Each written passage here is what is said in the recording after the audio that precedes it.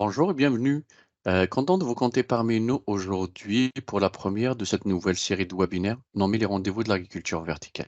Je m'appelle Mourad Louardani, je suis agronome conseiller en agriculture en environnement contrôlé, serre maraîchère, agriculture verticale et en agriculture urbaine au ministère de l'Agriculture, des Pêcheries et de l'Alimentation pour les régions de Montréal, Laval, Lanaudière et des Laurentides. Avec ce webinaire, nous voulons offrir aux chercheurs et aux professionnels du secteur un espace de transfert des résultats de recherche et de connaissances. Il s'adresse à tous les intervenants du secteur, entreprises, conseillers et porteurs de projets. Aujourd'hui, nos présentateurs vont parler de calcul de charges et modélisation d'enceintes de production végétale intérieure et d'uniformité des conditions environnementales dans les enceintes de culture intérieure. Nous espérons que l'événement saura répondre à vos attentes. Pour la première conférence, j'invite Monsieur Trudel-Bray à se joindre à moi. Monsieur Trudel-Bray est étudiant au doctorat au laboratoire thermique et des sciences du bâtiment à l'UTS. Monsieur Bray, la parole est à vous. Alors, bonjour tout le monde. J'espère que vous m'entendez bien, que vous allez très bien aussi. Alors, je me présente, je m'appelle Jérôme Trudel-Bray, étudiant au doctorat à l'ETS Montréal, sous la supervision de professeur Daniel Monfait. Par contre, aujourd'hui, je ne suis pas ici en tant que représentant de l'ETS, mais en tant que représentant de l'Université McGill et plus précisément du département du laboratoire de production de biomasse. J'ai fait ma maîtrise dans ce laboratoire-là. C'est une maîtrise que j'ai terminée en décembre dernier.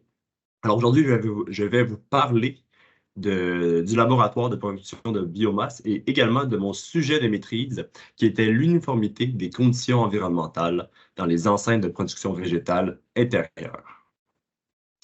Et voilà. Alors, ma présentation, si je suis capable de la faire avancer,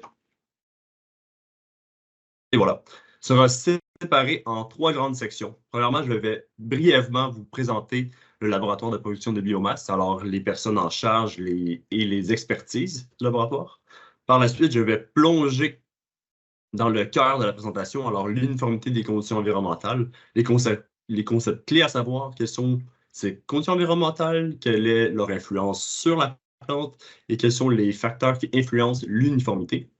Tout ça va me mener à parler de ma recherche de maîtrise plus en détail. Et finalement, je vais vous parler d'un projet connexe qui s'appelle D-Bloom, qui provient du laboratoire de production de biomasse. Et l'objectif de D-Bloom est de démocratiser la prise de données et l'analyse de données dans le monde de l'agriculture en environnement contrôlé, communément appelé CEA en anglais. Voilà. Alors, commençons avec le laboratoire de production de biomasse. Ce laboratoire est inclus dans le département de génie bioressources à l'Université McGill.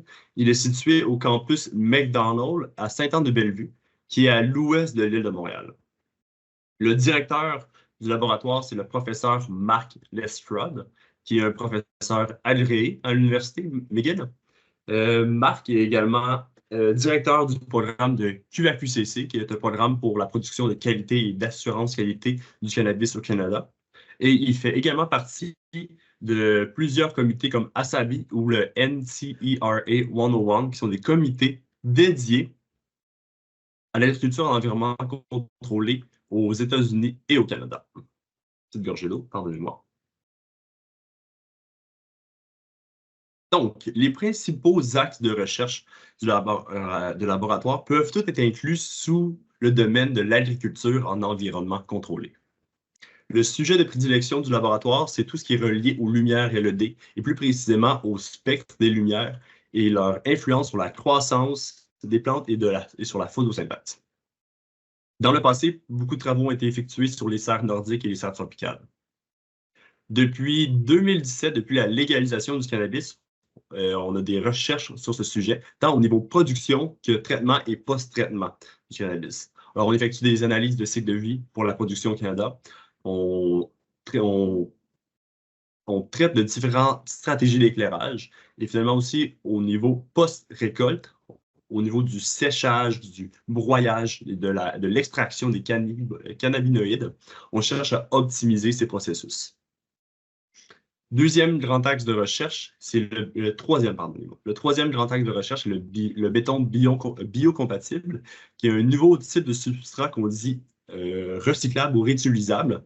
L'objectif, c'est de venir remplacer la laine minérale qui est en ce moment utilisée dans l'industrie. Ce type de matériau peut être également utilisé dans les systèmes de chauffage, ventilation et climatisation de l'air, alors les systèmes CVCA, pour les serres, à titre de roue de récupération de chaleur. Finalement, un sujet de recherche qui a pris de l'ampleur dans les dernières années, c'est la production alimentaire destinée à l'exploration spatiale. Alors, on développe des nouveaux types de substrats à partir de sols lunaires et on développe également des modules de croissance de plantes qui peuvent être déployés dans des micro-gravités, par exemple la Lune ou Mars dans le futur, dans plusieurs années. Alors, ça résume les recherches qui sont faites dans le laboratoire. Si vous avez des questions sur tout ça, n'hésitez pas à contacter le professeur Marc Lesfrod. C'est une personne passionnée, remplie de connaissances et qui est toujours prêt à discuter de nouveaux projets. Voilà. Plongeons maintenant dans le cœur de la présentation, l'uniformité des conditions environnementales. Tout d'abord, quelles sont ces conditions environnementales à considérer? Alors, il y a la lumière, le mouvement de l'air, la température, l'humidité et la concentration de dioxyde de carbone, aussi connu sous le nom de CO2. Chaque condition environnementale va avoir des valeurs ou des intervalles de valeurs optimales pour la croissance des plantes. Par contre, ces valeurs-là vont varier d'une espèce de plante à l'autre. Chaque condition environnementale va influencer plusieurs processus métaboliques de la plante. Ici, on parle de la photosynthèse, de la transpiration ou même des échanges gazeux, par exemple. Et à l'inverse, chaque processus métabolique va être influencé par plusieurs conditions environnementales. Donc, le lien entre les conditions environnementales et la croissance ou le développement de la plante, ce lien-là est complexe, multivariable et souvent non linéaire. Et l'interaction entre les deux s'exprime à travers le phénotype de la plante. Ici, avec la figure 4, on a un bel exemple de l'interaction entre les conditions environnementales, les valeurs optimales de ces conditions environnementales et les différents processus métaboliques de la plante. Ici, c'est un exemple appliqué à la laitue. Continuons. Alors ici, qu'est-ce que je vais faire maintenant? Je vais parler plus en profondeur de chaque condition environnementale, vous parler des concepts importants reliés à celle-ci, et quels sont les éléments qui influencent leur uniformité. Deux petites parenthèses. Premièrement, je ne vais pas traiter de la lumière, parce que sur la lumière, il y a énormément de recherches qui est effectuée sur le sujet, et ça mérite une présentation en tant que telle, juste sur ce sujet-là. Deuxième parenthèse, c'est que j'utilise le mot uniformité et variabilité de façon un peu interchangée. C'est deux mots opposés, mais en fait, qui veulent dire la même chose dans ce contexte-ci. Donc, commençons par le mouvement de l'air. Alors, le mouvement de l'air va influencer la plante à travers l'épaisseur de la couche limite à l'interface des feuilles de la plante. Si on regarde la figure 5 ici, on a une feuille de plante, une représentation d'une feuille de plante, et juste à son interface, il y a une fine couche d'air. Cette fine couche d'air, qu'on appelle la couche limite ou de boundary layer en anglais, va limiter les échanges gazeux entre l'air ambiant et la plante. Dépendamment de l'intensité, oui, c'est ça. Alors, l'épaisseur de la couche va limiter les échanges gazeux. Si la couche est plus épaisse, les gaz vont avoir plus de difficultés à interagir avec la plante. Alors, dépendamment de l'intensité du mouvement de l'air et de la direction de celui-ci, l'épaisseur de la couche limite va varier. De façon globale, on parle au niveau intensité pour le mouvement de l'air, les ordres de grandeur sont entre 0,1 et 1 mètre par seconde. Je vous laisse faire la conversion en kilomètre-heure. Et souvent, on parle de mouvements verticaux. Chacun va avoir une influence différente sur la plante. Maintenant, au niveau uniformité, il y a énormément d'éléments qui influencent l'uniformité du mouvement de l'air dans les chambres, dans les enceintes de production végétale intérieure. On peut penser aux ventilateurs, à la convection naturelle, à la résistance des étagères ou de tout le système hydroponique. Et un autre élément très important à considérer, c'est la position des sorties et des entrées des systèmes de ventilation. Ici, on a les résultats d'une simulation CFD. Une simulation CFD, c'est une simulation de mécanique des fluides numériques. Alors, on vient modéliser à l'aide d'équations physiques le mouvement de l'air ou de tout fluide à l'intérieur de l'enceinte de production. Ici, on voit que dépendamment de la position d'entrée et de sortie de la ventilation, les profils de mouvement d'air vont être différents. Un autre point important à mentionner, c'est que les différentes parties de la plante ne vont pas nécessairement expérimenter le même mouvement d'air. Un exemple flagrant est entre le haut et le bas de la canopée. Passons maintenant à la température. Alors, la température va influencer la croissance, le taux de croissance et de développement de la plante. De façon simplifiée, toute réaction chimique se produisant dans la plante va être influencée par la température. Alors, la vitesse jusqu'à un certain point de saturation, la vitesse de ces réactions chimiques va augmenter avec la température. Et si on augmente la vitesse de ces réactions, on augmente de façon proportionnelle, on pourrait dire, le taux de croissance et le taux de développement des plantes. Ici, c'est un concept simplifié qui ne dépend pas simplement de la température. Un point important à mentionner, c'est la différence de température qui peut exister entre la température ambiante et la température de la plante. Cette différence de température va également dicter la vitesse de certaines réactions dans la plante. Comme on peut voir sur la figure 7, il y a une grande quantité de différents types d'échanges de chaleur qui se produisent dans les enceintes de production végétale intérieure. Je ne vais pas aller en profondeur dans ce concept-là parce que ça peut devenir très compliqué très rapidement. Et j'ai l'impression que peut-être le professeur Monfait va en parler un peu plus tard dans sa présentation. Mais mon objectif, c'est juste de mentionner les termes importants pour que vous soyez conscients qu'ils existent. Alors, il y a quatre différents termes, quatre différents types d'échanges de chaleur à considérer. Premièrement, il y a la conduction. C'est un échange de chaleur par contact. Et ça se produit principalement au niveau de l'enveloppe de l'enceinte de production végétale intérieure. Sinon, on a les échanges de chaleur convectifs qui se produisent par mouvement d'air ou de tout fluide. Alors, ça correspond principalement au système CVCA. Par la suite, on a les échanges de chaleur radiatifs qui sont produits principalement par la lumière. Et finalement, on a les transferts de chaleur latents qui sont dus à la transpiration de la plante. Lorsque la plante transpire, elle dégage de la vapeur d'eau dans l'air ambiant. Cette vapeur d'eau possède une énergie interne qui est transférée à l'air ambiant lorsque la vapeur d'eau est dégagée dans l'air. Alors, tous ces concepts, tous ces éléments influencent l'uniformité de la température dans les enceintes de production intérieure. Par contre, un autre élément important à considérer, c'est le mouvement de l'air. Ici, encore à la figure 8, on a les résultats d'une autre simulation CFD, où dépendamment des entrées et des sorties du système de ventilation, on voit différents profils de température. Un élément important à considérer dans les fermes verticales ou les salles de culture à plusieurs étages, c'est la stratification verticale de la température. En d'autres mots, on observe une augmentation de la température en fonction de la hauteur dans la salle de culture. Continuons maintenant avec l'humidité. Alors, l'humidité, pardonnez-moi, je vais juste voir le temps. L'humidité influence, alors juste en fait pour commencer, l'humidité, qu'est-ce que c'est? C'est la quantité de vapeur d'eau qui est présente dans l'air ambiant. L'humidité va venir influencer la plante à travers la transpiration et l'ouverture des stomates de la plante. Alors, dépendamment de la quantité de vapeur d'eau, la plante va réguler l'ouverture des stomates, ce qui va par la suite influencer la transpiration de celle-ci et ses pertes d'eau. Il existe différentes métriques pour exprimer l'humidité présente dans l'air ambiant. Le métrique le plus utilisé en ce moment dans l'industrie, c'est l'humidité relative, qui correspond à un rapport entre la quantité actuelle d'humidité dans l'air par rapport à la quantité maximale que ces conditions d'air pourraient contenir. Alors, ça correspond à un pourcentage. Un autre métrique qui est de plus en plus utilisé, qui est le VPD, le déficit de pression vapeur. Ce métrique correspond à une différence de pression entre la pression exercée par la vapeur d'eau actuelle par rapport à sa capacité maximale.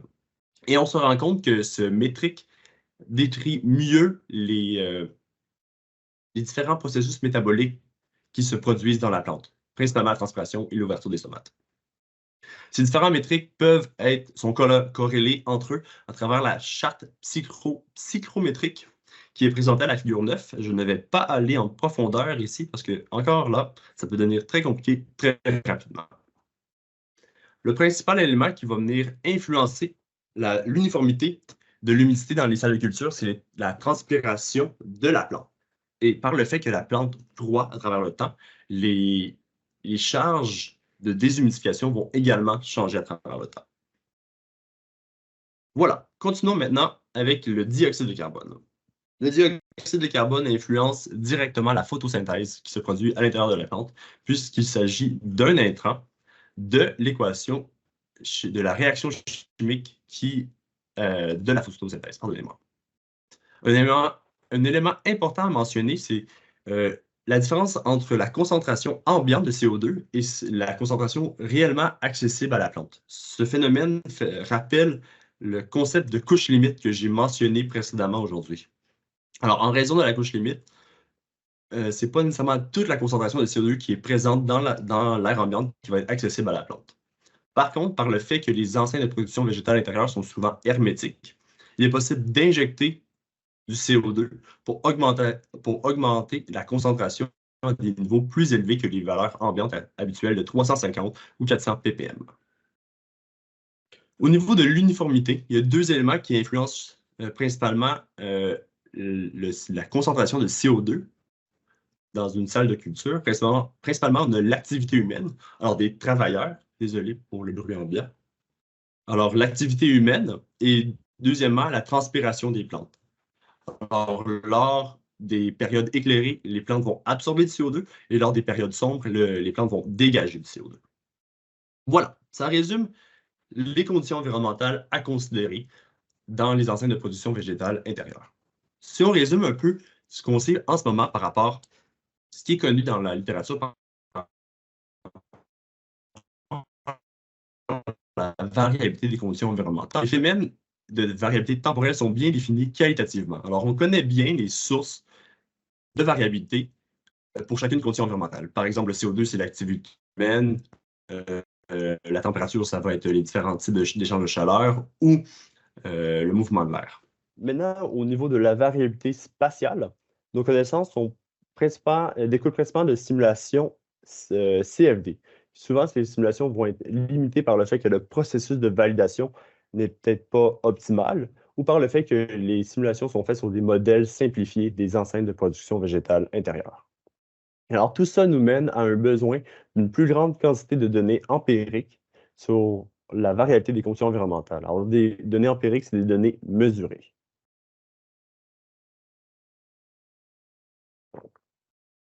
Obtenir un plus grand nombre de quantités mesurées va mener tout d'abord à améliorer les processus de prise de décision. Alors, on passe d'un processus de prise de décision dit qualitatif ou basé sur l'expérience à un processus de prise de décision quantitatif basé sur les données.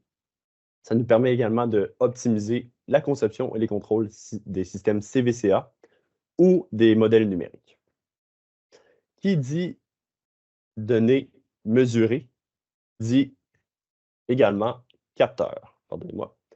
Alors, il existe différentes technologies pour mesurer chaque condition environnementale. Ici, dans le tableau, je présente les différentes technologies et les intervalles de mesure et les précisions et exactitudes conseillées pour le domaine de l'agriculture en environnement contrôlé. Chaque technologie va avoir ses avantages et ses inconvénients.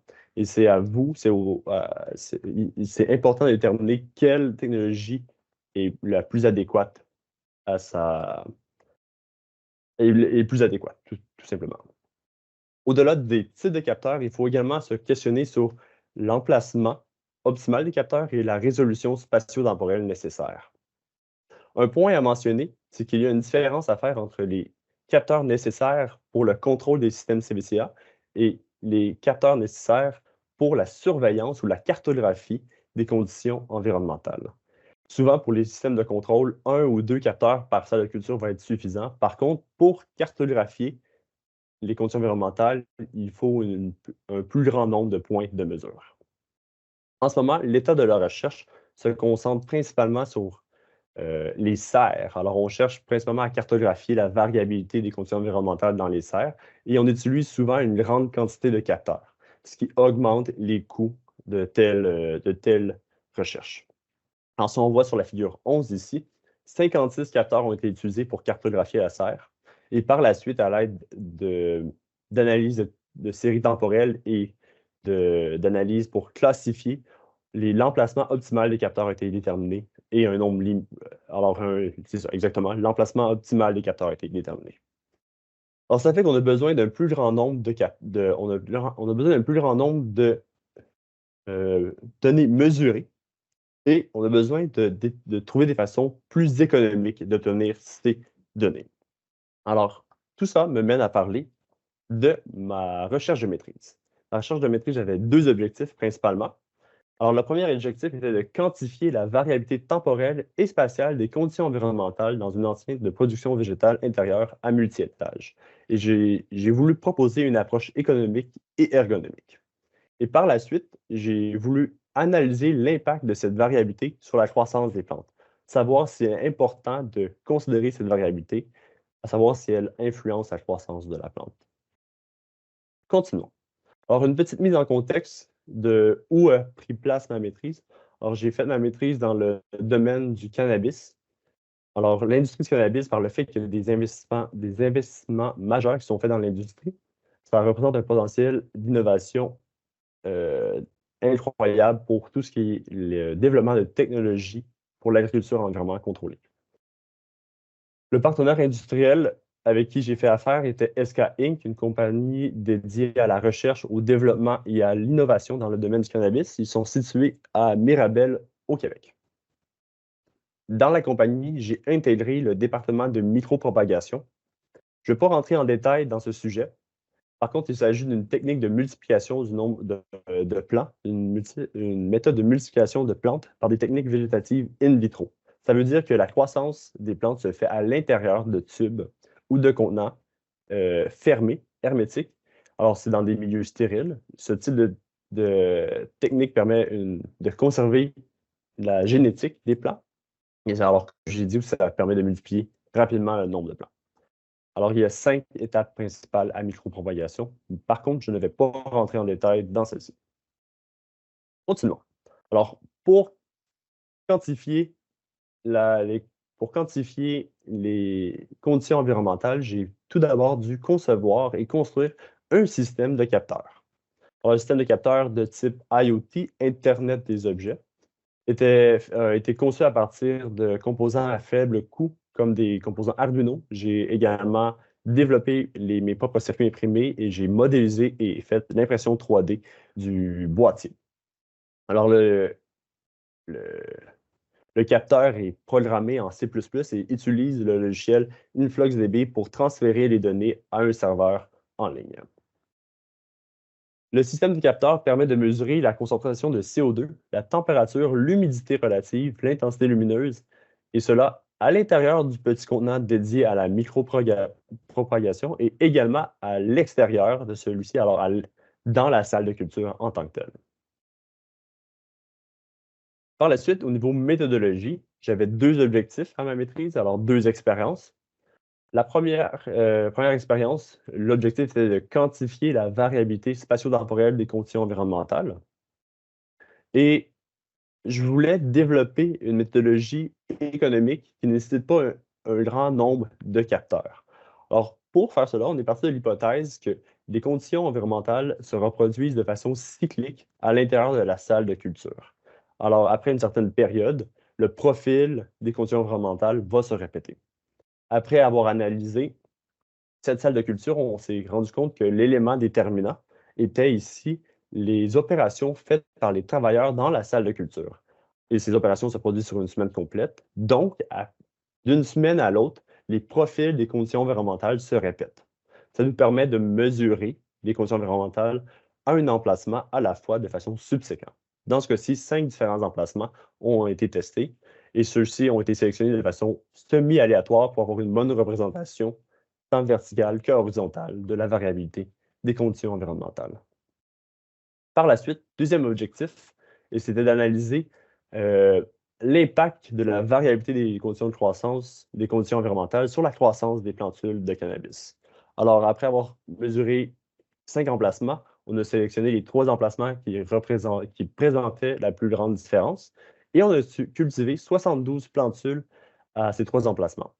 Et par la suite, à la fin du cycle de croissance de 5 semaines, on a analysé la masse, la grandeur, le nombre de nœuds et la qualité des plantules de façon générale.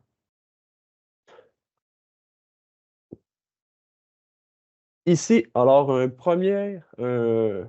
on voit ici les résultats bruts que j'ai obtenus. Alors, à la gauche, on a l'évolution de la température aux 5 emplacements de la chambre de la culture pour une période de 1 semaine. On voit que d'un emplacement à l'autre, alors d'une semaine à l'autre, les profils de CO2 sont similaires. On remarque également qu'il y a des pics pour chaque journée où il y a des travailleurs dans la salle de culture. À la droite, nous avons l'évolution de la température aux 5 emplacements pour une période de 48 heures. On voit qu'il y a 2 profils distincts d'évolution de la température. Ici, on a les plateaux avec les oscillations qui correspondent aux journées, aux périodes illuminées. Et par la suite, on a les pentes descendantes qui correspondent à la nuit. Alors, clairement, il est possible d'identifier visuellement une certaine variabilité tant spatiale que temporelle des conditions environnementales. Par contre, il est nécessaire de tenir des valeurs, des données quantifiées. Alors, de quantifier cette variabilité. Pardonnez-moi. Pour faire cela, différents outils ont été utilisés. Tout d'abord, des statistiques assez simples, par exemple la moyenne, l'écart type, ou des mesures d'asymétrie. Et finalement, des indices d'uniformité, tant local pour la culture et pour la chambre au complet. Pour la chambre de culture au complet. Et ces différents indices, ces différentes statistiques ont été appliquées à l'ensemble des données, mais également à des sous-ensembles, par exemple, qui correspondent aux périodes illuminées ou éteintes. Pour la deuxième section d'expérience, une analyse ANOVA a été appliquée aux données pour déterminer s'il y a une différence significative dans la croissance des plantes. C'est une analyse ANOVA du type Croskall-Wallis. Alors ici, je vous présente les résultats pour la température. Je ne vous présenterai pas les données pour l'humidité ou le CO2 parce qu'ils sont moins concluants et par limite de temps. Donc ici on regarde la figure 17, qui est un schéma du type box plot qui représente la variabilité des données à chaque emplacement. Alors chaque petite boîte correspond à 50% des données. Alors dans le cas de l'emplacement 1, 50% des données étaient situées entre 22 et 23,5 degrés Celsius. Et après ça, les petites queues de chaque côté, c'est pour représenter 95 pourcentiles des données. Donc, d'un emplacement à l'autre, on voit clairement qu'il y a une différence de température. Les emplacements 1 à 3 ont une température moyenne plus élevée que les emplacements 4 et 5. Et de façon générale, la différence moyenne de température d'un emplacement à l'autre était de 1,9 degrés Celsius. Par la suite, entre les situations où les lumières étaient allumées et éteintes, on voit également une différence de température assez drastique. La différence moyenne entre les périodes illuminées et sombres est de 2,4 %. Toute cette variabilité nous mène à un indice d'uniformité totale de 0,52, qui est assez faible, en dessous de la valeur de 0,8 qu'on considère le standard. Par la suite, on a analysé la croissance des plantes à chaque emplacement. Et en appliquant l'analyse ANOVA, on a remarqué qu'il y a une différence significative pour la grandeur des plantules à la fin du cycle de croissance. Alors, d'un emplacement à l'autre, on avait une différence significative de la grandeur. Et on a également réalisé par la suite qu'il y avait une corrélation linéaire entre cette variabilité de la température et la grandeur des plantules. Et voilà, ça résume un peu une partie de l'analyse des résultats que j'ai fait dans le cadre de la maîtrise. Par la suite, alors juste pour conclure par rapport à ma recherche de maîtrise, alors À travers mes recherches, j'ai tenté d'alimenter la discussion sur l'importance et la variabilité des conditions environnementales. Alors, j'ai développé une méthodologie permettant d'évaluer la variabilité des conditions environnementales. Et pour cela, j'ai conçu et développé un système de capteurs et une méthodologie dite économique et ergonomique. Si vous voulez avoir accès à l'ensemble du matériel que j'ai utilisé pour mes recherches, alors tous les programmes, les programmes C++ ou les modèles 3D du système de capteurs, et également tous les programmes d'analyse de données, tout est disponible sur le GitHub du projet. Maintenant, passons à DeepBloom. Qu'est-ce que DeepBloom? Alors, DeepBloom est un projet dont l'objectif est de démocratiser l'acquisition et l'analyse de données dans le domaine de l'agriculture en environnement contrôlé. C'est un projet du type open source, alors en libre accès, qui est mené en collaboration entre l'Université McGill, alors laboratoire de production de biomasse, et l'Institut québécois d'intelligence artificielle à Montréal, qu'on nomme le MILAM. Alors, la première solution qu'on offre, c'est un système, une plateforme IoT, alors Internet des objets, qui comprend autant le capteur que le serveur en ligne. Alors, cette plateforme-là permet l'acquisition et la visualisation de données environnementales. On parle ici de la température, l'humidité, le CO2 et lumière. Une fois de plus, c'est un système dit économique parce que l'ensemble des composants sont facilement accessibles et à faible coût. Pour ce capteur, on parle d'un prix en dessous de 100 $.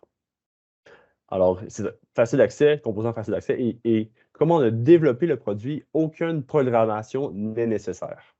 Si vous voulez avoir plus d'informations sur ce capteur, n'hésitez pas à visiter le site du projet. Chaque étape, on décrit en détail chaque étape qui vous mène à la fabrication de ce capteur.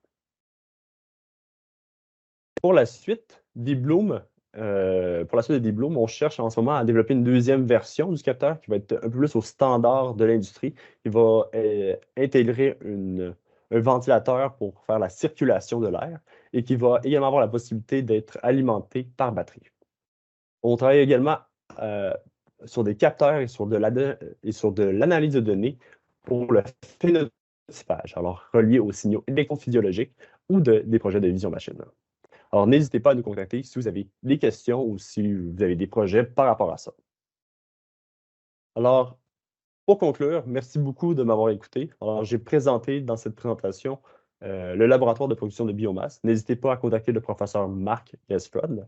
J'ai par la suite abordé mon sujet de maîtrise qui était de quantifier la variabilité temporelle des conditions environnementales dans des enseignes de production végétale intérieure. Puis j'ai finalisé en parlant de DeepBloom. J'aimerais remercier le professeur Marc Lestrade de l'Université McGill pour cette opportunité et également la MAPAC. Alors, merci beaucoup.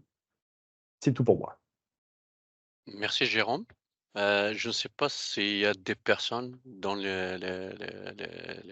l'assistance là qui voudraient poser des questions là. On va autoriser là les micros et les caméras. Mais sinon, entre-temps, on a déjà quelques questions qui sont posées dans le chat. Puis la première, elle vient de Wang Yi.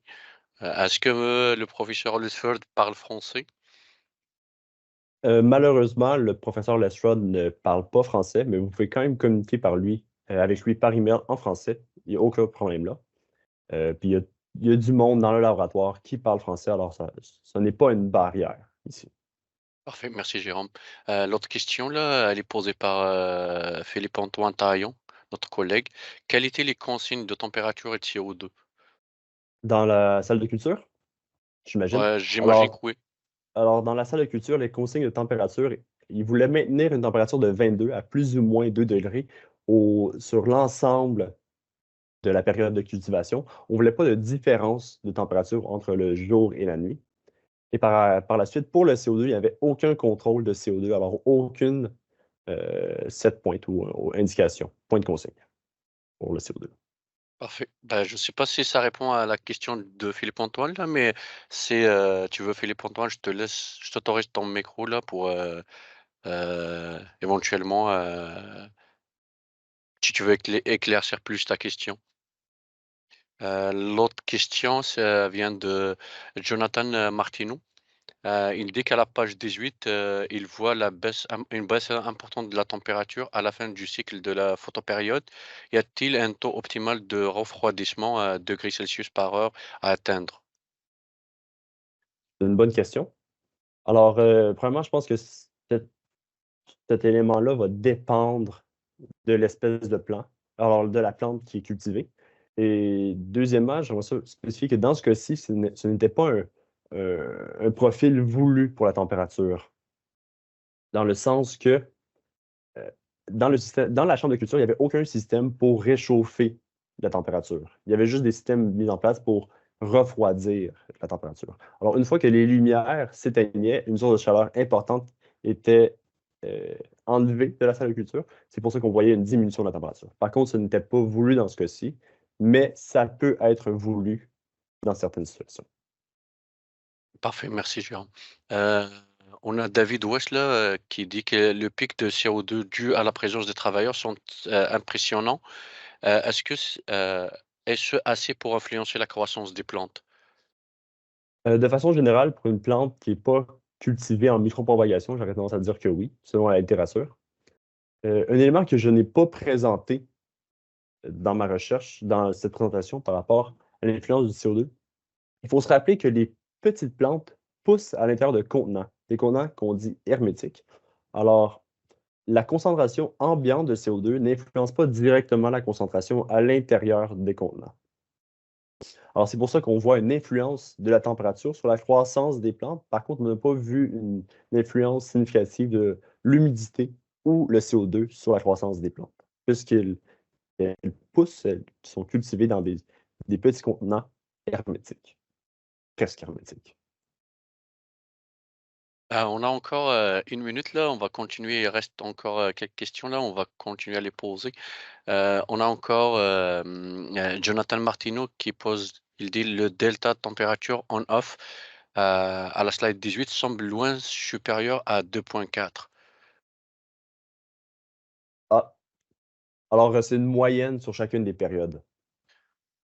Alors, ce n'est pas la valeur maximale par rapport à la valeur minimale, c'est une moyenne sur la période illuminée et la période sombre. L'autre question, c'est Mathieu Chabon. Comment se connectent les sondes au serveur Wi-Fi, Ethernet ou autre? OK, question générale. Est-ce que tu peux Ouais, répéter la question, s'il vous plaît? comment se connectent les sondes au serveur?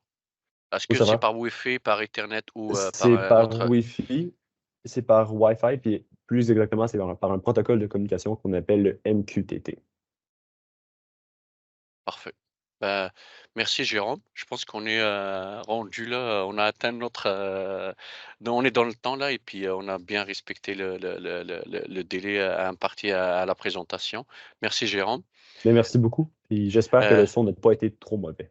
Désolé pour ça. euh, pour notre prochaine présentation, j'invite maintenant notre conférencière, Madame Professeure Danielle Monfait, à se joindre à moi.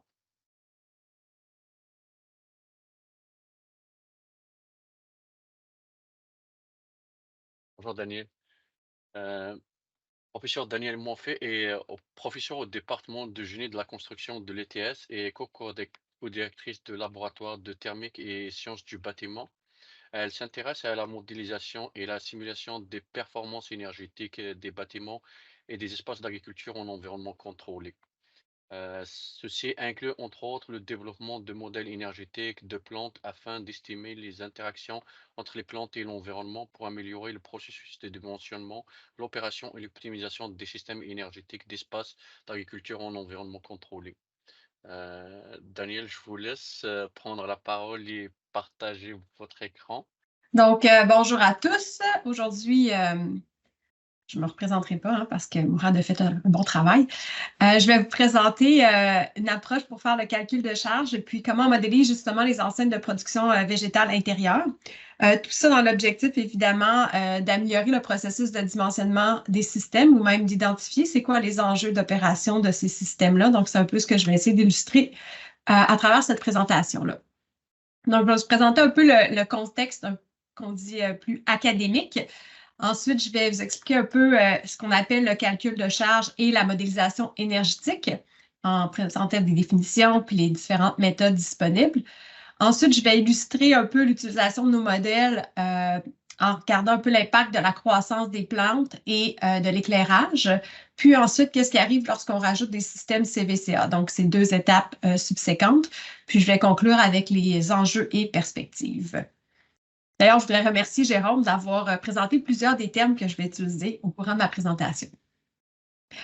Donc, la première chose qu'on remarque dans la littérature, c'est que la productivité et la consommation d'énergie des espaces d'agriculture en environnement contrôlé ou des fermes verticales varie beaucoup d'un endroit à l'autre et puis selon ce qui est produit et de la façon dont c'est produit.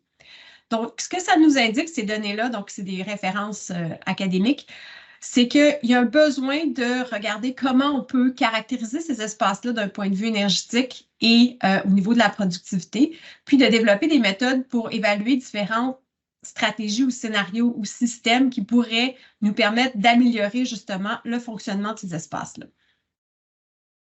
Donc, la première étape quand on fait un dimensionnement d'un système, c'est de faire ce qu'on appelle un calcul de charge.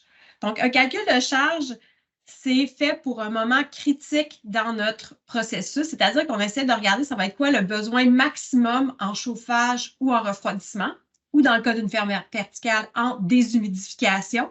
Puis ça nous permet de déterminer c'est quoi la quantité d'énergie qu'on va avoir à ajouter à ce moment-là. Donc, c'est comme ça qu'on va dimensionner notre équipement. Puis un coup qu'on a dimensionné notre équipement, bien là, si on utilise des données horaires, on va pouvoir voir quelle portion de cet équipement-là est utilisée dans le temps et donc d'estimer c'est quoi la demande et la consommation énergétique associée à l'utilisation de ces équipements-là. Donc, on sait très bien que dans tout bâtiment, que ce soit une ferme verticale ou un bâtiment résidentiel ou commercial, bien, c'est les facteurs qui vont influencer la consommation sont, entre autres, les conditions extérieures, mais c'est aussi qu'est-ce qui se passe dans le bâtiment. Donc, dans une ferme verticale, on va alterner entre une période de photosynthèse ou photopériode et la période nocturne. Et donc, l'espace n'est pas utilisé de la même façon et l'équipement n'est pas utilisé de la même façon. Donc, quand on fait ce calcul de charge, on parle de différentes sources externes et internes. Puis, ça revient aussi aux différents procédés que Jérôme a présentés. Il a parlé de conduction, de radiation et de convection. Et donc, ce sont tous ces phénomènes-là qu'il faut prendre en considération dans le processus de calcul de charge. Donc, lorsqu'on parle du chauffage, en général, le chauffage, c'est beaucoup plus facile à déterminer parce qu'on veut comme notre pire scénario. Donc, dans ce cas-ci, on va prendre une journée où est-ce qu'il fait... On n'a pas de gain solaire, il fait très, très froid, il n'y a pas de chaleur qui est rejetée dans l'espace. Donc, tout ce qu'on considère, dans le fond, c'est les sources externes. Donc, le transfert de chaleur entre l'intérieur et l'extérieur, qui est influencé par la conduction et la convection. L'infiltration. Et puis, la ventilation, c'est applicable. Ça veut dire, est-ce qu'on amène de l'air extérieur dans le bâtiment? Souvent, dans les fermes verticales, il n'y a pas vraiment de ventilation extérieure parce qu'on veut éviter que les pestes rentrent dans le bâtiment. Un des éléments qui est particulier pour la ferme verticale, c'est qu'il faut probablement prendre en considération l'évapotranspiration ou la transpiration de la plante, et ce, même s'il n'y a pas d'éclairage. Donc, lorsque la plante transpire, elle se refroidit sur elle-même. Donc, Jérôme a abordé un peu la différence de température entre la plante et la température de l'air. Et donc, ça crée en fait un besoin en chauffage supplémentaire si on veut maintenir des conditions stables. Similairement, si on regarde le refroidissement sensible, c'est-à-dire lorsqu'on veut maintenir une température, mais là, on va pouvoir regarder les sources externes. Encore une fois, le transfert à travers les murs, l'infiltration, la ventilation, c'est applicable. Mais on va aussi avoir tout ce qui est source interne. Donc, entre autres, l'éclairage qui rejette beaucoup de chaleur dans l'espace, qui doit être traité pour maintenir une température voulue. Puis, je vais illustrer l'impact justement de l'éclairage sur la quantité ou le besoin de refroidissement de différents espaces. On pourrait aussi avoir d'autres équipements qui seraient inclus dans ce processus-là. Si on a des pompes qui rejettent de la chaleur ou des ventilateurs qui rejettent de la chaleur, on pourrait aussi l'inclure, mais vous allez voir que l'éclairage représente un très gros pourcentage des besoins en refroidissement sensible. Finalement, on a tout ce qui est ce qu'on appelle refroidissement latent, qui est sur le bilan l'énergie plus liée au changement de phase. Dans ce cas-ci, on va avoir deux sources principales, soit la source externe puis la source interne. Tout le monde comprend ici que le défi, c'est la source interne. Comment on détermine c'est quoi la quantité d'évapotranspiration de la plante et l'impact que ça aura sur les systèmes. Donc, quand on fait notre calcul de charge, on va se concentrer évidemment sur le refroidissement, qui est vraiment l'élément qui nous intéresse dans ce cas-ci. On a 4 puissances thermiques qu'on va considérer. On a ce qu'on appelle le gain instantané. Donc, c'est-à-dire que, par exemple, les lumières se divisent en différentes formes de gain. Il y a une portion qui est de la chaleur, qu'on appelle la portion convective, qui, elle, est vraiment instantanée. La portion radiative, bien, comme on le sait, il y a une partie qui est absorbée par la plante, mais il y a aussi une partie qui s'en va dans le mobilier, qui va être absorbée par le mobilier, puis va être plus tard redistribuée vers l'intérieur. Quand c'est redistribué à l'intérieur, c'est là qu'on appelle ça la charge de refroidissement. Donc, ça inclut en fait les gains instantanés, la portion convective des gains internes et la portion qui est due à l'inertie ou la capacité de stockage du mobilier. Donc, entre autres, dans une ferme verticale, un élément qu'il faut parfois prendre en considération, c'est que si on a une solution hydroponique, bien, l'eau va être en mesure aussi de stocker une certaine quantité de cette chaleur-là. Je ne rentrerai pas dans les détails du taux d'extraction de chaleur ou de la charge au serpentin de refroidissement, et ce, même si je vais illustrer un exemple avec des systèmes, mais en fait, c'est en lien avec la capacité du système à justement extraire ou contrecarrer la charge de refroidissement. Et puis, la charge du serpentin, bien souvent, c'est si on va avoir un mélange entre l'air extérieur et puis l'air intérieur avant d'alimenter l'espace, où est-ce que ça va influencer ce dimensionnement-là. Donc, il y a différentes techniques pour évaluer la consommation énergétique d'un bâtiment. Il y en a des plus simples qui se font dans des chiffriers Excel, il y en a des plus complexes. Ce qu'on regarde dans notre cas, c'est ce qu'on appelle une modélisation énergétique ou qui peut être aussi appelée une simulation thermique dynamique, qui, elle, nous permet de simultanément calculer les charges. Ça veut dire c'est quoi la quantité d'énergie à un certain moment pour dimensionner notre système, mais aussi comment ces systèmes-là vont fluctuer dans le temps, puis ça va être quoi la consommation d'énergie associée selon différents paramètres et usages du bâtiment. Donc, dans tous les cas, les données à préciser sont similaires au début du projet. Donc, la première chose qu'on établit, ce sont nos conditions extérieures. Donc, on va soit utiliser ce qu'on appelle des données de conception, qui vont choisir comme une journée fictive qui représente le pire scénario, ou on va utiliser un fichier météorologique, soit typique, donc qui représente une année moyenne des 20 dernières années, ou soit un fichier qui pourrait être adapté à une localisation précise pour une année précise. Ces fichiers-là incluent de l'information telle que l'ensoleillement, la direction du vent, la température, l'humidité extérieure. Ensuite, on va venir modéliser notre espace. C'est là qu'on va aussi spécifier c'est quoi les matériaux de l'espace dans lequel ils sont construits pour justement caractériser le transfert d'énergie ou de chaleur entre l'extérieur et l'intérieur. Évidemment, tous ces transferts de chaleur vont être influencés par rapport aux conditions qu'on veut maintenir à l'intérieur du bâtiment. Donc, en général, on va spécifier la température, l'humidité et le CO2.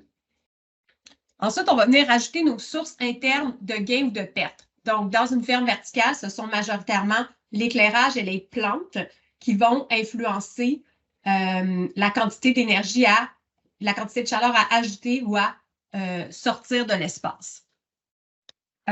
Ces sources internes-là pourraient aussi inclure, comme j'ai dit plus tôt, des rejets de chaleur de ventilateurs ou de pompes, mais plus que c'est majoritairement des plantes et l'éclairage dans la plupart des espaces, ça va être les deux éléments qu'on va considérer dans ce cas-ci. Avec cette information-là, on va être capable de sélectionner ou dimensionner notre système de chauffage, ventilation et conditionnement de l'air. Puis, lorsqu'on va avoir choisi ces équipements-là, bien, avec un outil de modélisation énergétique, on serait capable d'optimiser l'opération ou d'optimiser l'utilisation de ces systèmes-là. Donc, un élément important, puis Jérôme l'a mentionné un petit peu plus tôt, c'est la combinaison de la température et de l'humidité. Donc, dans le calcul de charge, on utilise ces deux valeurs-là. Mais ce que la plante est vraiment intéressée de savoir, elle, c'est son déficit de pression de vapeur. Donc, si on regarde pour la plage pour les légumes feuillus, on peut voir que ça inclut une large portion de température, soit de 19 à 24 degrés et de 70 à 78 d'humidité relative. Si on prend un VPD identique, bien, ça nous donne deux types de conditions de conditions complètement différentes. Donc, 20 degrés Celsius versus 72 d'humidité relative ou 24 degrés Celsius versus 78 d'humidité relative. Donc, on s'entend qu'au niveau du dimensionnement des systèmes, le choix de ces conditions-là va avoir un impact sur la capacité requise. Donc, c'est important de bien spécifier si c'est un VPD que vous voulez maintenir. Comme ça donne un petit peu de flexibilité au niveau du choix des équipements ou si c'est vraiment une température et une humidité relative spécifique qui est à maintenir dans l'espace. Donc, si on vient à la première étape qui est vraiment le calcul de charge, donc c'est quoi la quantité de chaleur que je dois ajouter ou enlever de mon espace? Bien, il y a deux méthodes qui sont possibles. Donc, la première, on appelle ça la méthode manuelle. Okay? Donc, on calcule les pertes puis les gains, puis on fait une espèce de bilan simplifié. Puis, on va en général estimer l'évapotranspiration avec des données d'irrigation. La deuxième approche, qui est celle qu'on est en train de développer, s'appuie sur un calcul plus dynamique. Puis là, on va utiliser un modèle de plante pour estimer l'évapotranspiration. Donc, ce modèle de plante-là va être en mesure de considérer justement c'est quoi les conditions de l'air dans l'espace, puis d'évaluer ça serait quoi l'impact au niveau de l'évapotranspiration. Donc, pour illustrer les deux méthodes de calcul, puis aussi vous présenter certains résultats, on va regarder une étude de cas parce que c'est beaucoup plus intéressant. Donc, ici, on parle d'une ferme conteneur qu'on a localisée à Montréal. Donc, évidemment, son isolant a été augmenté. Donc, ça a été rénové pour être en mesure de faire de la production. Ce système-là est maintenu à 20 degrés Celsius pendant la photopériode à 70 d'humidité relative, 20 degrés Celsius à 74 d'humidité relative. Je suis tout à fait consciente que ce n'est peut-être pas les conditions optimales, mais on a choisi un certain set de conditions pour être en mesure d'illustrer certains résultats. Et puis, on prend pour acquis que le système est enrichi en CO2. Pourquoi? Bien parce que pour le moment, on limite un peu la capacité de notre modèle à inclure tous les paramètres influents. On prend aussi pour acquis que la solution nutritive utilisée, elle est adaptée aux conditions dans lesquelles on maintient l'enceinte de production végétale. Au niveau de l'éclairage, donc ça, c'est un élément qu'on va évaluer. Je vais commencer avec une lampe qui est considérée comme à basse efficacité, donc qui a une valeur de 2. Puis, ce qu'on va faire, c'est qu'on va maintenir, dans le fond, une densité de photons de part à 400 micromoles par mètre carré par seconde. C'est-à-dire que la plante va toujours avoir un certain niveau de photosynthèse, puis ce niveau-là va rester constant dans le temps. Donc, lorsqu'on utilise un ppFD de 400, ça nous donne une densité d'éclairage de 20 watts par mètre carré. Parce qu'en fait, c'est cette donnée-là qu'on utilise partiellement pour faire nos calculs de charge. On utilise une photopériode de 16 heures, ce qui nous donne un DLI de 23. Finalement, au niveau des plantes, on a une densité de plantes qui est estimée à 18 plants par mètre carré, donc environ 1440 plants pour la superficie cultivée de cette ferme conteneur-là, c'est quand même assez élevé. Puis, on va regarder deux approches de modélisation de la plante. Donc, on va utiliser ce qu'on appelle un Leaf Area Index ou l'indice foliaire, qui serait statique, c'est-à-dire qu'on partirait notre production du premier étage, on a un certain délai, le deuxième étage, puis le troisième étage. Donc, ça fait qu'on peut récolter de façon continue. Puis la deuxième approche, c'est de tout planter en même temps avec des semis qui sont à peu près à 1,2 g et de récolter l'ensemble de la production lorsque la laitue, parce que dans ce cas-ci, on regarde la laitue, pèse 250 grammes. Donc, si je regarde la méthode manuelle, puis là, c'est pas ma méthode, c'est ce qui a été présenté dans l'industrie. Donc, ce qu'on va faire, c'est qu'on va utiliser la densité d'éclairage, puis on va multiplier par la superficie cultivée. Donc, dans ce cas-ci, ça équivaut à environ 12 640 watts. On prend pour acquis que toute la puissance électrique devient de la chaleur dans l'espace. En fait, on est conscient que ce n'est pas le cas, puis je vais l'illustrer un petit peu plus tard dans la présentation, qu'il faut diviser, dans le fond, cette chaleur-là, cette énergie-là, en une portion qui est convective puis une portion qui est radiative. Puis Puis parmi la portion radiative, évidemment, il y en a une portion qui est absorbée par la plante et ne s'en va pas dans l'espace. Donc, ça nous donne ce qu'on appelle une charge sensible ou un gain de chaleur dû à l'éclairage qui est équivalent à la puissance installée. Si on regarde maintenant les plantes, là, je ne suis pas agronome, donc j'ai pris une valeur arbitraire pour le débit d'irrigation que j'ai évalué à 0,15 litres par plant par jour.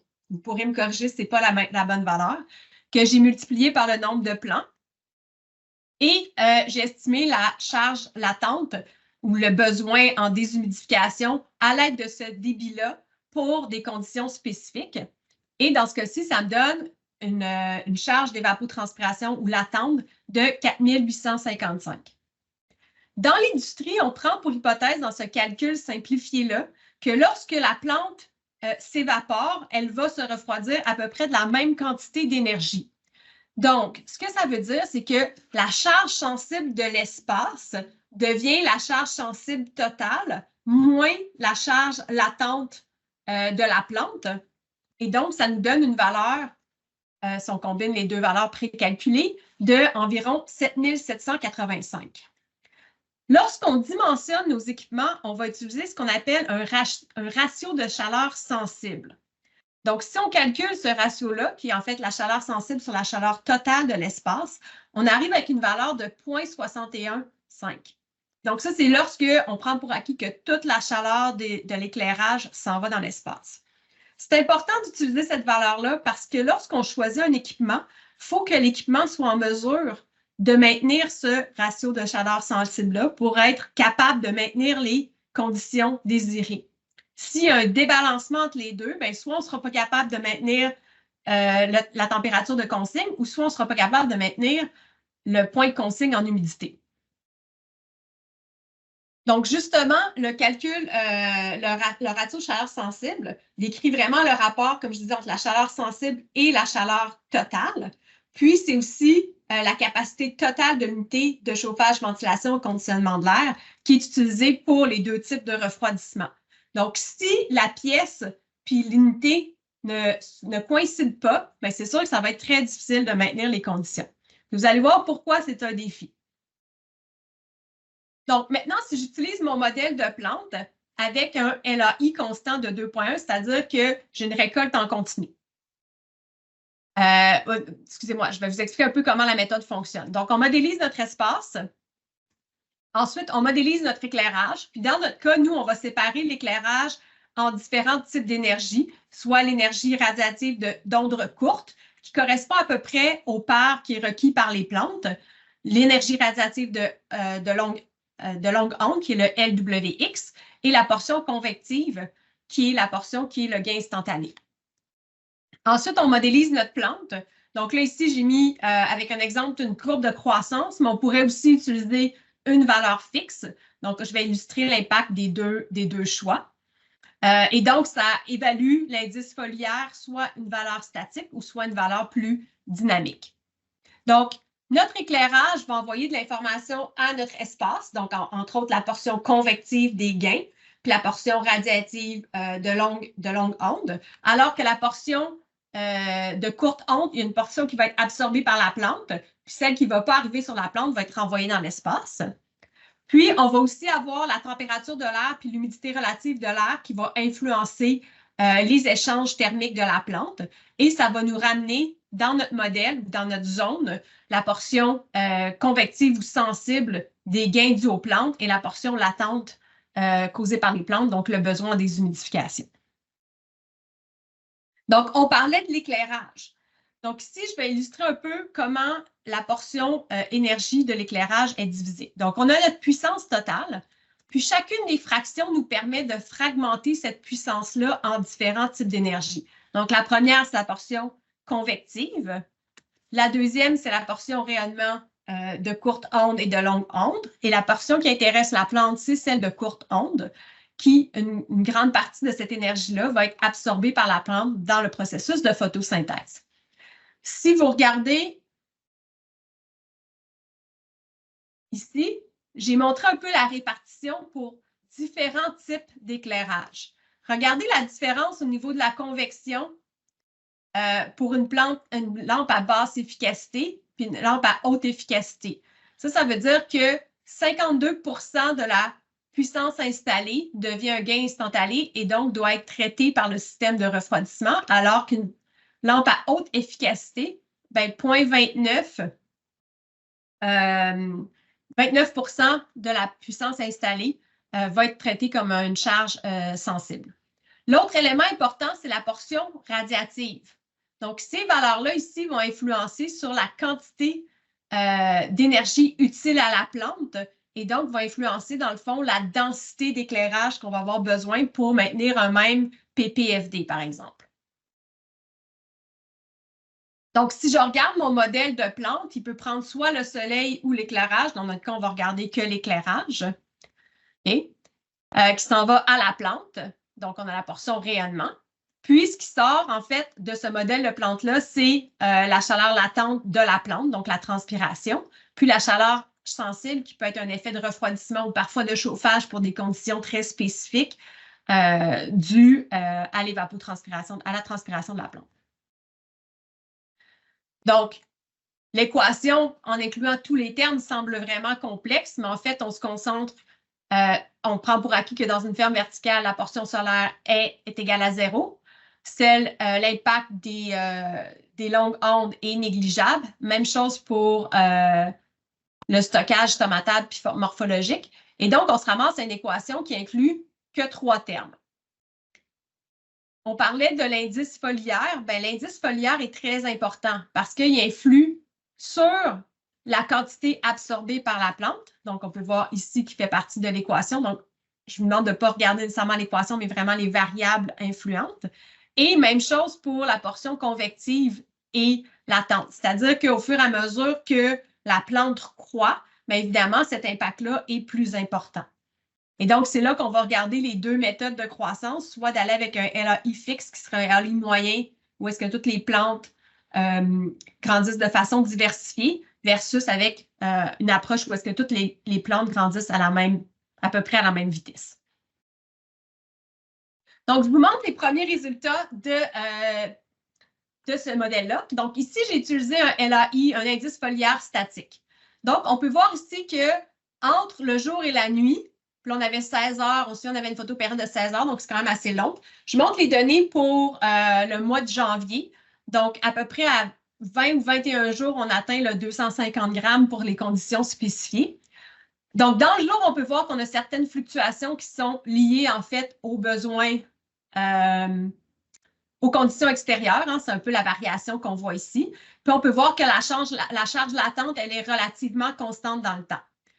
Il y a une différence, évidemment, entre la période de photosynthèse et la période où est-ce qu'on est en respiration. Donc, on peut voir que les besoins en déshumidification sont complètement différents. Si on compare maintenant à notre méthode manuelle, on peut voir en fait qu'on est quand même relativement proche au niveau du dimensionnement de la méthode manuelle, principalement pour la charge sensible, mais pour la charge latente, avec le débit que j'avais utilisé, qui était peut-être erroné, on serait un petit peu en bas de ce que le modèle estime. Donc, dans ce cas-ci, c'est que si on avait dimensionné les équipements avec cette approche-là, on aurait de la misère à maintenir le bon taux d'humidité. On serait probablement toujours un peu plus élevé que ce qu'on aurait voulu parce que notre équipement n'aurait pas suffisamment de capacité. Qu'est-ce qui arrive maintenant lorsqu'on met le modèle de croissance? Lorsqu'on met le modèle de croissance, on peut voir au début que les plantes, c'est quasiment juste des gains dus à l'éclairage. Puis là, au fur et à mesure que la plante augmente, là, les besoins en déshumidification augmentent de façon assez importante.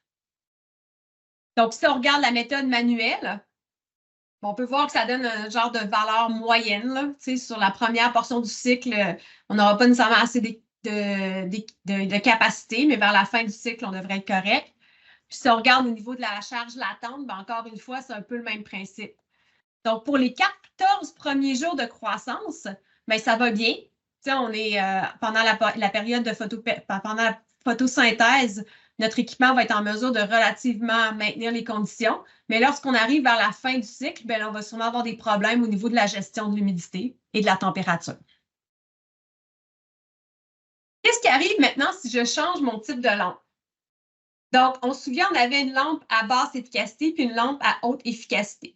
J'ai décidé de conserver la même quantité de ppFD pour mes deux scénarios. Ce que ça fait, c'est que l'efficacité de la lampe est différente et donc, ça m'amène une densité d'éclairage qui est complètement différente. Okay? Donc, ça a un impact, puis ça fait surtout un impact sur la quantité de chaleur ou de gain instantané de chacune des plantes. Par contre, au niveau de la portion par ou de onde courte, elle est identique parce que c'est lié directement au ppFD qu'on veut maintenir. Donc, je remets les données qui étaient avec la lampe à basse efficacité. Puis, on peut voir ce qui se passe avec la lampe à haute efficacité. Donc, au niveau de la charge sensible, 1, on a moins de watts par mètre carré qui ont été installés. Et 2, la portion des gains instantanés est moindre. Donc, on peut voir ici qu'on réduit d'environ moitié la quantité de chaleur sensible à traiter. Puisqu'on a gardé le même ppFD, bien, on s'attend à ce que l'évapotranspiration de la plante soit identique. C'est pour ça que les lignes coïncident. Qu'est-ce qui arrive maintenant si on regarde le ratio de chaleur sensible? Donc, on se souvient, c'est l'élément qui nous permet de dimensionner ou de voir si notre équipement va être en mesure de maintenir les conditions voulues. Donc, si je regarde la lampe à basse efficacité puis à haute efficacité, bien, au jour 7, c'est à peu près identique. Okay? Ça a le plus ou moins d'impact qu'on ait des lampes à basse efficacité ou à haute efficacité. Par contre, lorsqu'on arrive au jour 14, bien, on peut voir que la lampe à basse efficacité va avoir un ratio de chaleur sensible de 0,69, alors que celle à haute efficacité, on est déjà rendu à 0,3. Ça veut dire qu'il y a beaucoup plus de besoin de déshumidification que de refroidissement. Alors que pour une lampe à basse efficacité, on est encore presque dans les machines standards. En général, un serpentin va être capable de faire 0,7, entre 0,7 et 0,85 relativement facilement, dépendamment des conditions avant et après le serpentin. Mais ce qui est intéressant, c'est lorsqu'on arrive à la fin du cycle, donc pour la lampe à basse efficacité, on descend aussi à 0,3, alors que pour celle à haute efficacité, c'est pratiquement que des besoins de déshumidification qu'on va avoir besoin. Donc, ça montre un peu les enjeux au niveau de la gestion de la température et de l'humidité dans ces espaces-là à travers le cycle. Donc, dernier set de données que je vais vous montrer. On a rajouté des systèmes à notre ferme conteneur, puis on va regarder un peu l'impact juste de l'éclairage dans ce cas-ci. Donc, je n'ai pas changé les conditions d'alimentation, mais j'ai rajouté un mini-split, un chauffage électrique, un déshumidificateur avec 3 stages pour la déshumidification, puis 3 ventilateurs de circulation. Donc, sur une base mensuelle, ce que ça donne, c'est que on regarde ici la consommation. Donc, c'est attendu qu'il y ait certaines fluctuations au niveau de l'éclairage, parce qu'on s'entend que c'est un intégral sur le nombre de jours d'utilisation par le nombre d'heures. Donc, on peut voir que c'est relativement constant. Même chose pour les ventilateurs. Le refroidissement, évidemment, est un petit peu plus important pendant les mois d'été, ce qui est attendu parce que la différence de température, parce que la température extérieure est plus élevée. Même chose pour la déshumidification, ainsi que le chauffage et l'humidification qui pourraient avoir lieu souvent pendant la période de respiration. Et ce qui est intéressant à regarder, c'est un peu la répartition de la consommation. Donc, on peut voir qu'avec des lampes à basse efficacité, l'éclairage représente comme 72 % de la consommation, suivi par la déshumidification, le refroidissement, un peu de chauffage et de l'humidification, puis les ventilateurs qui sont relativement constants à travers l'année. On peut aussi regarder les besoins en appel de puissance. Okay? Donc, évidemment, l'appel de puissance le plus important, c'est l'éclairage, mais on a quand même un appel de puissance assez important pour le chauffage et l'humidification, qui est équivalent quasiment au refroidissement et à la déshume lorsqu'on les additionne ensemble. Par contre, en termes de pôle de consommation, ben, on peut voir que justement, la déshumidification, c'est le deuxième plus grand pôle de consommation. Qu'est-ce qui arrive si je compare avec les lampe à haute efficacité, bien là, on peut voir que puisque la densité installée était de 200 watts par mètre carré pour les basses efficacités versus 114 watts par mètre carré, bien déjà là, on a une consommation beaucoup moins importante à ce niveau-là pour l'éclairage. Au niveau du refroidissement, puis de la déshumidification, puis du chauffage, puis du refroidissement, on peut voir que l'impact est plus similaire, principalement parce qu'on a gardé le même PPFD dans les deux cas. Donc, si on avait gardé plutôt la même densité d'éclairage, ça veut dire que notre PPFD aurait été plus élevé pour les lampes à haute efficacité, puis ça aurait changé notre bilan d'énergie de l'espace. En termes d'énergie spécifique, on est quand même encore relativement élevé. Donc, pour celle à basse efficacité, on tombe à 29,3, qui était dans le haut des données qu'on avait regardées initialement sur la première diapositive, alors que ceux à haute efficacité sont environ autour de 20, qui est aussi très élevé. Donc, ça nous amène à nous questionner sur le choix des systèmes qui, dans ce cas-ci, étaient des systèmes très standards ou même des conditions utilisées dans l'espace qui pourraient être modifiées, même peut-être au courant de l'année, pour soit minimiser les besoins en chauffage pendant la période hivernale ou soit minimiser les besoins en refroidissement pendant la période estivale, donc augmenter peut-être le point de consigne pendant les mois d'été. Donc, ceci m'amène aux différents enjeux qu'on a notés un peu en jouant avec les modèles. Donc, un des éléments importants, c'est de bien connaître, dans le fond, nos lampes, nos types de lampes, puis les fractions de chaleur de chacune des lampes. Ce n'est pas de l'information qui est souvent disponible chez les manufacturiers, donc ça amène certains enjeux. On peut voir qu'il y a une variation importante d'une lampe horticole d'aile à l'autre. Donc, dépendamment de vos besoins, c'est quelque chose à préciser, puis c'est quelque chose qui est important de préciser à la personne qui va faire le dimensionnement et la conception de vos systèmes. Évidemment, un des enjeux au niveau de la gestion des conditions de l'espace, c'est la variation quotidienne du ratio de chaleur sensible, soit entre le jour et la nuit. Là, je parle du jour et la nuit de la plante, on s'entend. Et aussi à travers le cycle de croissance, dépendamment de comment on fait croître nos plantes.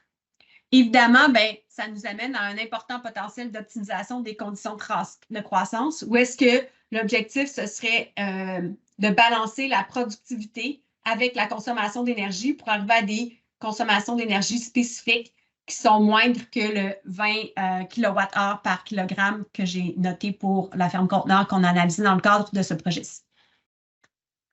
Donc, en termes de perspective, les modèles que je vous ai présentés sont déjà disponibles si vous voulez les utiliser. Peut-être que vous n'avez pas les connaissances ou quoi que ce soit, mais c'est quand même disponible pour la recherche.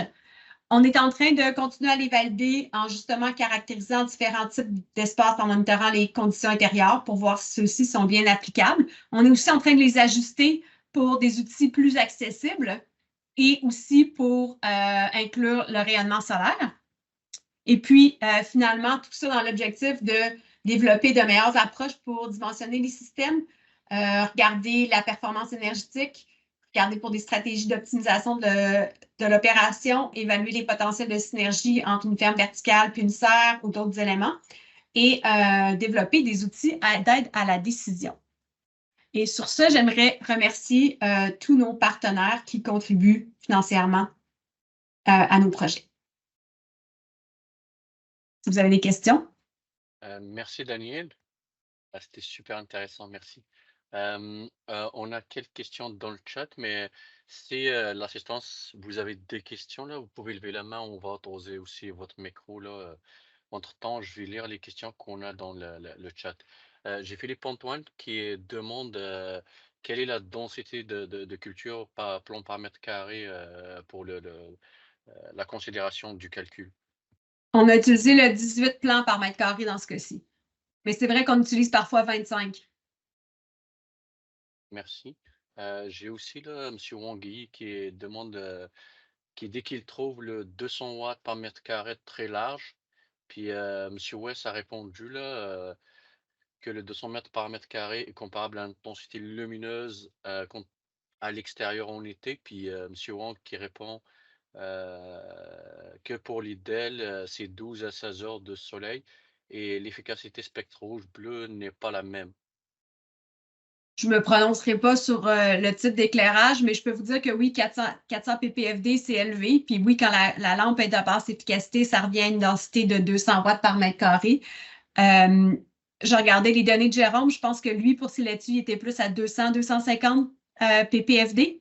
Donc, on aurait pu faire le même exercice. Donc, dans ce cas-ci, si on divise le ppfd en deux, on diviserait la densité d'éclairage par deux. Donc, ça changerait aussi la productivité. Donc, les valeurs de 200, les valeurs de 20 kW par kilogramme seraient différentes parce que la productivité serait aussi plus basse avec le 200 ppfd. Merci, Daniel. Et ça répond à votre question? J'espère que oui. Sinon, vous pouvez lever la main là si vous voulez plus d'explications. Sinon, j'ai Philippe Antoine qui demande, Sébastien qui pose la question, est-ce que la transpiration des plantes est influencée juste par le ppfd ou par l'énergie totale reçue par les plantes? En fait, dans le modèle, ce qu'on utilise, c'est le ppfd qui est multiplié par une espèce de ratio de capacité de la plante à absorber, parce que la plante, elle ne couvre pas l'ensemble de l'espace, même si on a une densité de cultiver, mais c'est aussi par la température puis l'humidité relative de l'espace. Donc, c'est les trois variables principales. Pour le moment, on n'a pas inclus le CO2 dans le modèle. On a une autre question là, qui vient de Philippe Antoine Taillon. Est-ce possible d'avoir une idée des marques de lampes d'ailes considérées comme efficaces? Je pense que la haute efficacité, là, c'est genre le ultimate gold. On s'entend, c'est pas moi qui ai géré les résultats, c'est une de mes étudiantes. Mais ce qu'elle me disait, c'est qu'en fait, une efficacité de 2,6, ça, Philips a des lampes qui ont cette efficacité-là qui est disponible sur le marché. Donc, on parle d'une valeur qui serait un peu entre les deux, entre le low puis le high, le basse puis le haute efficacité que j'ai montré aujourd'hui. Je pense qu'éventuellement, on va se rendre à la haute efficacité, mais qu'on n'est pas rendu là. Puis je suis d'accord que le spectre va être aussi à évaluer, mais ça va amener quand même une certaine flexibilité, je pense, au niveau de la gestion de l'énergie. J'ai Guylaine là, qui demande est-ce que vous pouvez nommer des fermes modulaires existantes au Canada? Je pense pas que Daniel, vous voudriez. C'est hors de mon champ de compétences. Je Non, vais laisser le MAPAC répondre à cette question. Sinon, Philippe Antoine qui revient avec une autre question. Comment le ALAI de 2.1 a été estimé dans le calcul avec un ALAI statique? Ça, c'est une question très intéressante. En fait, quand tu regardes la littérature, presque tous les auteurs utilisent 2.1. Mon côté scientifique n'est pas convaincu de où provient cette valeur. Puis, je pense qu'on va regarder justement si elle est valide ou pas, dépendamment des conditions avec notre modèle de croissance. Qu'est-ce que ça donne dépendamment de la densité utilisée. Mais je suis d'accord, c'est un peu arbitraire, mais c'est la valeur qui est majoritairement utilisée dans la littérature pour toutes les analyses. Je trouve ça faible. Ben, en fait, une laitue à 250 grammes, c'est à peu près 3. Fait que 2,1, ça a quand même de l'allure pour la laitue, je te dirais. Je lis les commentaires directement, c'est correct, Mourad? Ouais, c'est parfait. Merci, Daniel. Moi, j'ai une dernière question là, et puis on est rendu à la fin là, du webinaire.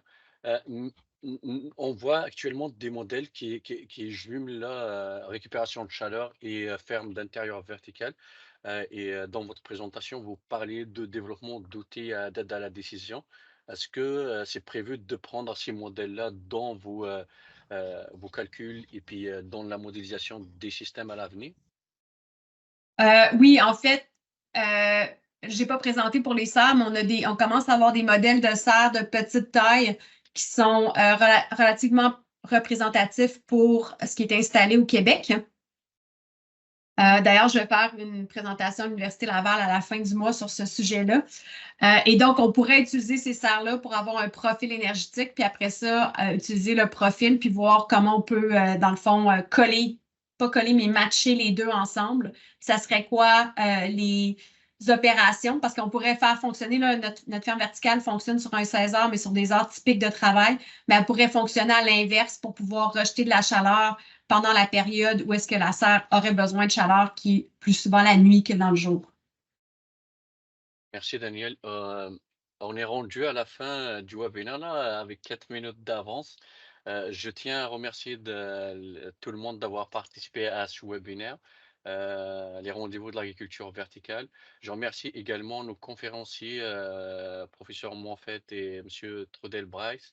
Je remercie également mes collègues Guillaume Deschênes et Daniel Charbonneau pour leur support pour la préparation et l'organisation de cet événement.